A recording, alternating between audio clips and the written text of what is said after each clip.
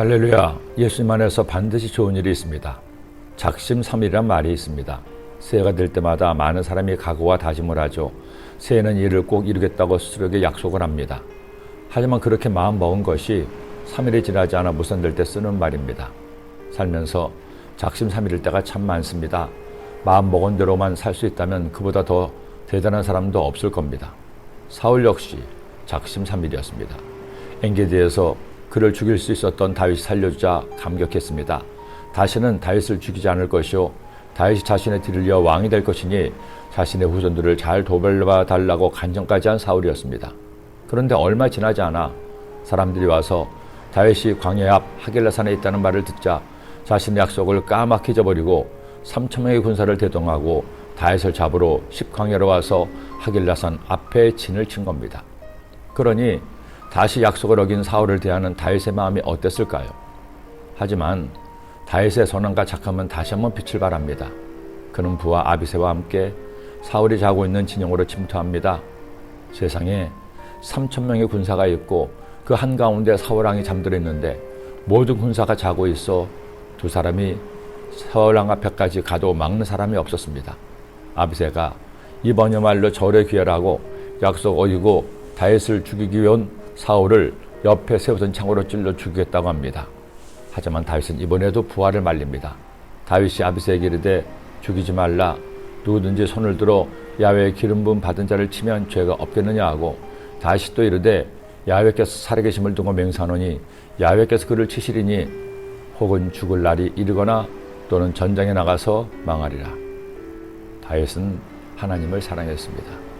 어느 시절부터 수금을 타며 사랑은 하나님을 찬양했고 왕이 된 다음에도 하나님께 대한 사랑이 변함없어 하나님께 최선을 다한 다윗이었습니다. 다윗이 가졌던 가장 큰 꿈도 하나님의 성전을 건축하는 것이었습니다.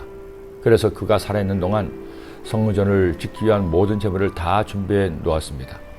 그러나 하나님 허락하시지 않았기에 아들 솔로몬 때 성전을 봉헌한 것이죠. 이처럼 하나님을 사랑했던 다윗이니 하나님도 그를 사랑하지 않을 수 없었습니다.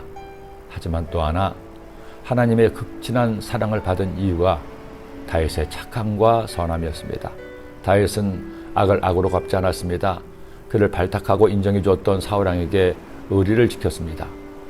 비록 사울은 의리를 헌신자처럼 여기고 다윗을 죽이려 했지만 다윗은 끝까지 사울왕을 지켜주므로 하나님과 사람들에게 기죽의 여김을 받았던 겁니다. 정권이 바뀔 때마다 전 정권에 있었던 사람들은 전전긍긍합니다. 마치 보복을 하는 것처럼 장관이나 고위직에 있던 사람들의 수사를 받고 재판 끝에 감옥을 갑니다. 대통령이라고 예외가 아니죠. 물론 법치국가에서 어떤 직책이 있었다 하더라도 죄를 지었으면 벌을 받는 것이 당연합니다. 그러나 그것이 국민들에게 복수하는 것으로 느껴진다면 문제가 있는 것이죠.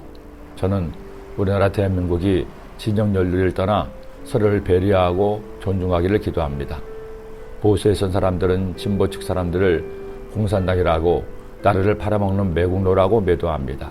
진보에 선 사람들은 보수 측 사람들을 자기들만 생각하고 약대화된 배려도 없는 욕심쟁이라고 매도합니다. 정책에 대해서는 각자의 생각에 따라 한쪽의 편이 될 수 있습니다.